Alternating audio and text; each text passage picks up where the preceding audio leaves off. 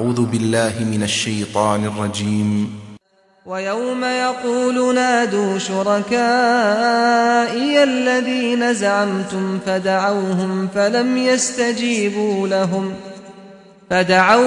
فلم يستجيبوا لهم وجعلنا بينهم موبقا.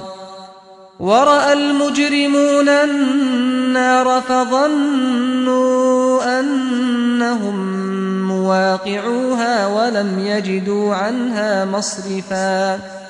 ولقد صرفنا في هذا القرآن للناس من كل مثل وكان الإنسان أكثر شيء جدلا. وما منع الناس أن يؤمنوا إذ جاءهم الهدى ويستغفروا ربهم إلا أن تأتيهم سنة الأولين أو يأتيهم العذاب قبلا.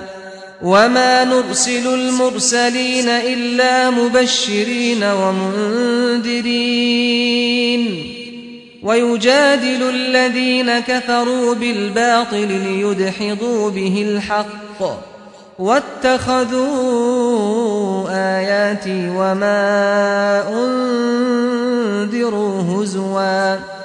ومن أظلم ممن ذكر بآيات ربه فأعرض عنها ونسي ما قدمت يداه إنا جعلنا على قلوبهم أكنة أن يفقهوه وفي آذانهم وقرا وإن تدعهم إلى الهدى فلن يهتدوا إذا أبدا.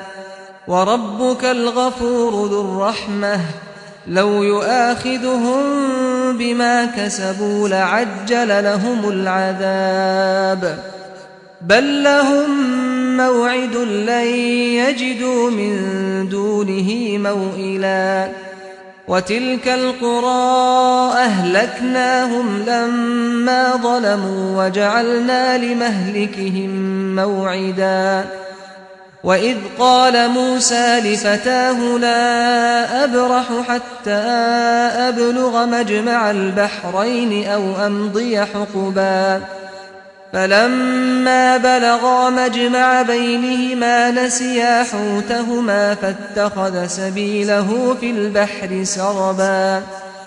فلما جاوزا قال لفتاه آتنا غداءنا لقد لقينا من سفرنا هذا نصبا.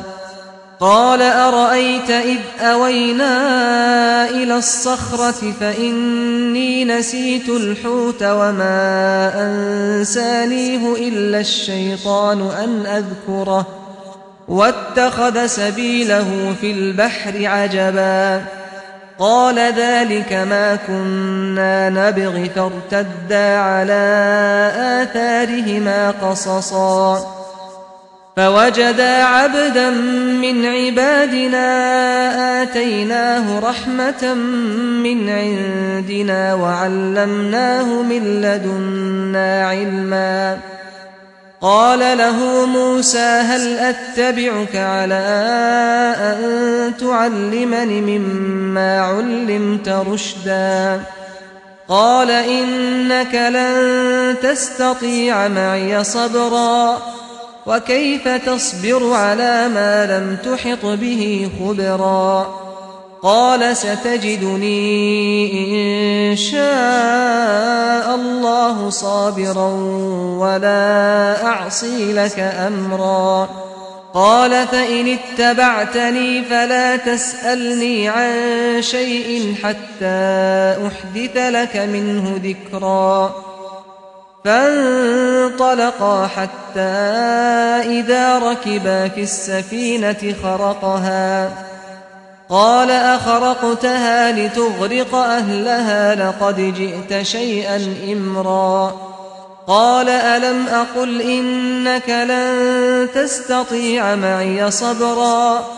قال لا تؤاخذني بما نسيت ولا ترهقني من أمري عسرا فانطلقا حتى إذا لقيا غلاما فقتله قال أقتلت نفسا زكية بغير نفس لقد جئت شيئا نكرا قال ألم أقل لك إنك لن تستطيع معي صبرا قال إن سألتك عن شيء بعدها فلا تصاحبني قد بلغت من لدني عذرا فانطلقا حتى إذا أتيا أهل قرية استطعما أهلها فأبوا أن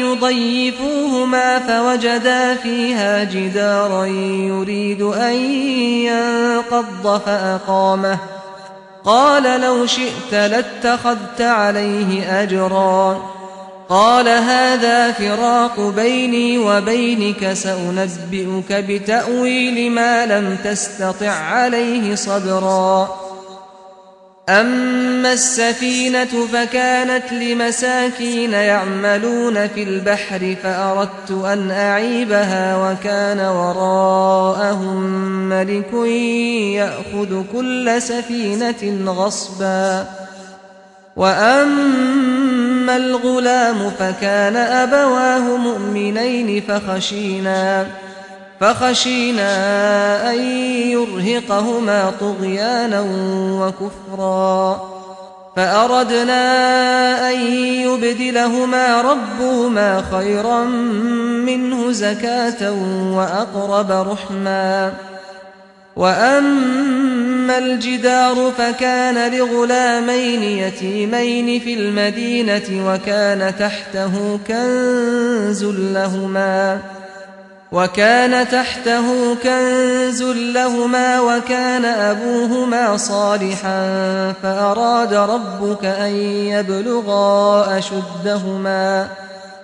فأراد ربك أن يبلغا أشدهما ويستخرجا كنزهما رحمة من ربك وما فعلته عن أمري ذلك تأويل ما لم تسطع عليه صبرا ويسألونك عن ذي القرنين قل سأتلو عليكم منه ذكرا إنا مكنا له في الأرض وآتيناه من كل شيء سببا فأتبع سببا حتى إذا بلغ مغرب الشمس وجدها تغرب في عين حمئة ووجد عندها قوما قلنا يا ذا القرنين إما أن تعذب وإما أن تتخذ فيهم حسنا قال أما من ظلم فسوف نعذبه ثم يرد إلى ربه فيعذبه عذابا نكرا وأما من آمن وعمل صالحا فله جزاء الحسنى وسنقول له من أمرنا يسرا ثم أتبع سببا حتى إذا بلغ مطلع الشمس وجدها تطلع على قوم لم نجعل لهم من دونها سترا كذلك وقد أحطنا بما لديه خبرا ثم أتبع سببا حتى إذا بلغ بين السدين وجد من دونهما قوما لا يكادون يفقهون قولا قالوا يا ذا القرنين إن يأجوج ومأجوج مفسدون في الأرض